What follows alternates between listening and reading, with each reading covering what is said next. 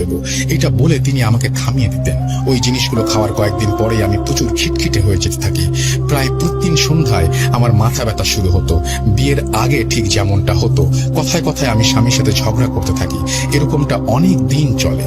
এরপর একদিন দেখতে পাই আমার শাশুড়ি চিনিতে ফু দিয়ে সেই পানিটা গুলিয়ে আমার কাছে নিয়ে আসছে। আমি কয়েকদিন ঠিক বুঝতে পারছিলাম যে আমি সবার সাথে একটু বেশি খারাপ ব্যবহার করছি, কিন্তু সেদিন আমি প্রচন্ড অসুস্থ ছিলাম। তাই কৌশলে শাশুড়ির হাত থেকে শরবতের গ্লাসটি নিয়ে আমি আমার রুমে চলে যাই আর সেই শরবতটা বেসিনে ফেলে দেই। বিশ্বাস করতে কষ্ট হলেও এরপরে এক সপ্তাহ আমি একদম স্বাভাবিক ছিলাম। আর ঝগড়া করতে না দেখে আমার শাশুড়ির চোখে মুখে একটা অবাক হওয়ার ছাপ দেখতে পাচ্ছিলাম। এরপরে আমি বুঝতে পারি জাদুর মাধ্যমে স্বামীর সাথে বিচ্ছেদ করানোর চেষ্টা করছেন আমার শাশুড়ি। তাই দেরি না করে আমি আমার এক চাচাতো বোনের সাথে যোগাযোগ করি এবং হুজুরের খোঁজ পাই।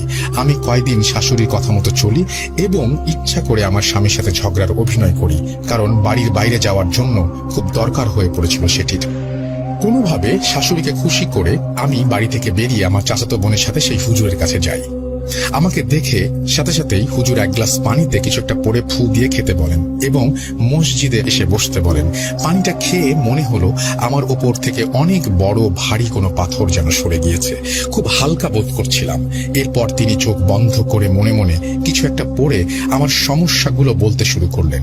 আমি অবাক হয়ে তার কথাগুলো শুনতে থাকি। তিনি বললেন, তোমার বিয়েটা হয়েছে কালো জাদুর মাধ্যমে। যদিও বলাটা ঠিক হবে না, তবুও বলছি, তোমার শাশুড়ি এই সবকিছুই করেছেন। তোমার বিয়ের দিন পর্যন্ত তোমার ঘরের আলমারি ও তোষকের নিচে দুটো তাবিজ ছিল, যা তোমার শাশুড়ি সেখানে রেখে জিন চালান দিয়েছেন এবং তোমার বিয়ের পর তিনি সেগুলো সেখান থেকে সরিয়ে নিয়ে এসেছেন। তুমি কিছুটা ধর্মপ্রেমী হওয়ার কারণে জাদুর কোনো প্রভাব তোমার উপরে কাজ করছিল না, তাই তিনি এখন তোমাকে ওই বাড়ি থেকে তাড়াতে চান। প্রতি সপ্তাহেই তোমাকে কুফরি পড়া খাবার খাওয়ানো হয়, যাতে করে তুমি সকলের সাথে খারাপ ব্যবহার করো এবং নিজের বাড়ি ছেড়ে চলে যাও। এখন বলো, তুমি কি এত কিছুর পরেও সেখানে থাকতে চাও? আমার অভিজ্ঞতা বলছে ভবিষ্যতে তোমাকে আরো ক্ষতির সম্মুখীন হতে হবে। আমি সবকিছু শুনে বললাম, বিয়েটা যখন কোনোভাবে হয়ে গিয়েছে, এখন সেটা ভেঙে দিলে আমার বাবা মার সম্মান খোয়াতে হবে, তাই আমি শত কষ্টেও মেনে নিতে রাজি আছি। এরপর অনেক তদবির প্রক্রিয়া ও 3 রাস্তার মোড়ে রাত 12টার পর গোসল করিয়ে আমাকে সুস্থ করা হয়। কিন্তু আমি যদি জানতে পারতাম এই সিদ্ধান্তের কারণে একদিন আমার বাবাকে হারাতে হবে, আমার ছেলেকে ওরা দূরে সরিয়ে নেবে, তাহলে হয়তো কখনোই রাজি হতাম না। যাই হোক, সৃষ্টিকর্তার অশেষ রহমতে আমি সুস্থ হয়ে উঠি মাত্র 3 দিনের মধ্যে। আমার শ্বশুর বাড়িতে ফিরে যাওয়ার পর আমার শাশুড়ি আমার দিকে খুশি মনে তাকিয়েছিলেন, কিন্তু হঠাৎ তিনি কিছুটা লক্ষ্য করেন এবং তার চোখ মুখ লাল হতে শুরু করে। তিনি হয়তো বুঝতে পেরেছিলেন আমার ওপর থেকে তার জাদুর প্রভাব কেটে গিয়েছে। এরপরেও তিনি অনেকবার চেষ্টা করেছেন, কিন্তু সফল হননি। তাই এবার আমাকে ছেড়ে আমার স্বামীকে গোপনে সেই কুফরি পড়া জিনিসগুলো খাওয়াতে শুরু করেন। 1 মাস সবকিছু ঠিকঠাক থাকার পর হঠাৎই একদিন আগের মতো সেই অদ্ভুত আচরণগুলো আমি আমার স্বামীর মধ্যে লক্ষ্য করতে থাকি।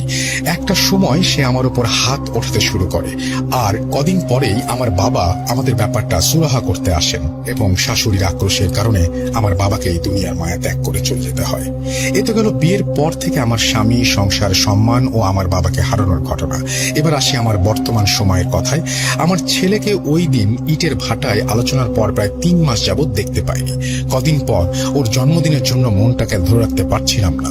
শ্বশুর বাড়িতে যাওয়ারও কোনো উপায় নেই, কারণ আমি শ্বশুর বাড়িতে গেলে তারা আমাকে আটকে দেবে আর গ্রামের মানুষদেরকে বলবে আমাদের ঘরের বউ আমাদের কাছে ফিরে এসেছে এবং আর কোনো কেস কানুন চলবে না।